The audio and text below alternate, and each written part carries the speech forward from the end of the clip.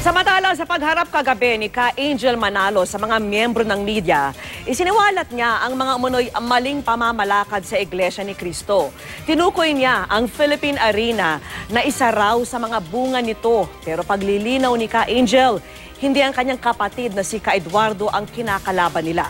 At nakatutok si Lay Alves. Pasado 1:00 ng madaling araw kanina nang unang humarap sa media si Ka-Angel Manalo. Ito'y matapos siyang itiwalag mula sa Iglesia ni Cristo, pati na ang kanyang inang si Cristina at mga kapatid na sina Lolita at Marco ng sarili niyang kapatid na si Ka-Eduardo Manalo, ang kasalukuyang Executive Minister ng INC. Bilang isang Iglesia ni Cristo, napakasakit nun. Kaya lang, pagka naiisip ko yung mga nangyayari sa Iglesia na katiwalian, doon ako nalulungkot dahil sa nalilinlang na yung aming mga kapatid sa mga nangyayari.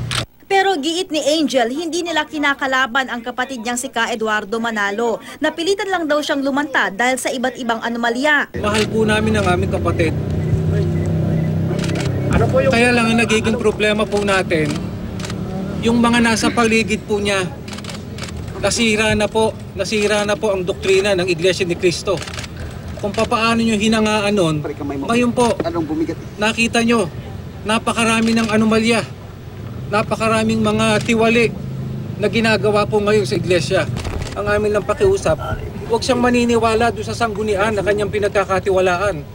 Sapagkat nauubos na ang abuli ng Iglesia sa kung ano-anong mga proyekto na hindi naman kailangan. Kasama na raw dito ang pagpapatayo ng Philippine Arena sa Bulacan. Pinagtataka kung bakit nabuo dahil nga sa ang amin laging priority na ipinagagawa ay ang mga malalaking kapilya po. Alam nyo naman ho yun bakit ngayon napunta ang focus po natin doon? May panawagan din si Ka-Angel sa mga kapatid niya sa simbahan. Manindigan po tayo, huwag po kayong matakot.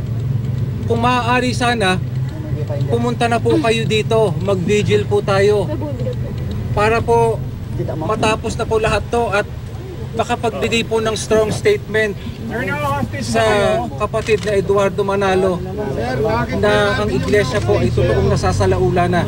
Nilinaw din niyang wala namang hostage taking na naganap at isang batang kasama lang nila sa bahay ang nagsusulat ng mga mensaheng ipinaskil sa bintana. At yung mga ginigipit na mga ministro. Ano po yun? Kaninang umaga ho, nasabi nyo na hostage kayo. Bakit ho? Hindi ko po sinabi yun. Hindi ho, nakasulat, pinaplas nyo doon sa Hindi po, meron pong batang nagbibiro lang po. Nagbabantaan po kami. Sino pong nagbabanta? Yung pong sanggunian.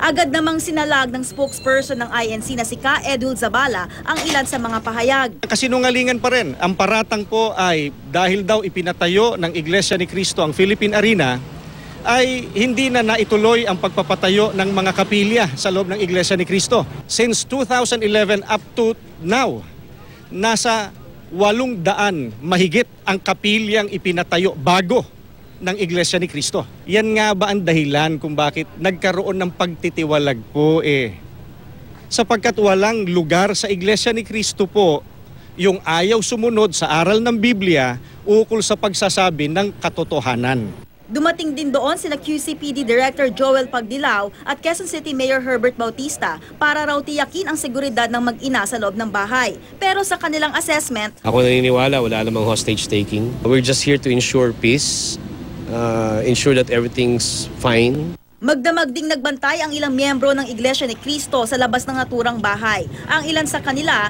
naghagis ng pagkain sa loob ng compound sa pag-aalalang baka nagugutom na sina Ka-Angel at Ka-Tenny. Bandang 6:00 naman kagabi, humarap din sa media ang ministro nilang si Ka-Isaias Samson Jr., Editor-in-Chief ng INC Publication na Pasugo. Kwento niya, sinuspindi siya at hinaus arrest ng sanggunian o senior leaders ng INC matapos mapagbintangang nasa likod ng isang blog laban sa INC. Idiniin niya ang General Auditor ng INC na si Caglicerio Santos Jr. dahil sa anyay korupsyon sa ilang proyekto. Halimbawa, tungkol sa pinamamahagi nga sa lingap, halimbawa ay bigas.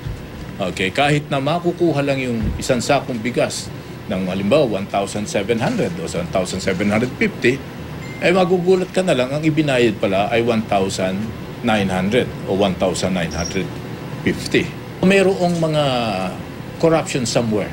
Sinusubukan pa ng GMA News na makuhanan ng pahayag si Santos ukol sa pahayag ni Samson. Kaninang umaga, inanunsyo sa espesyal na pagsamba ng INC na itiniwalag na rin si Ka Isayas. Itinanggi din ng Iglesia ni Cristo na may korupsyon sa hanay nila. Leigh Alves, Nakatutok, 24 Oras.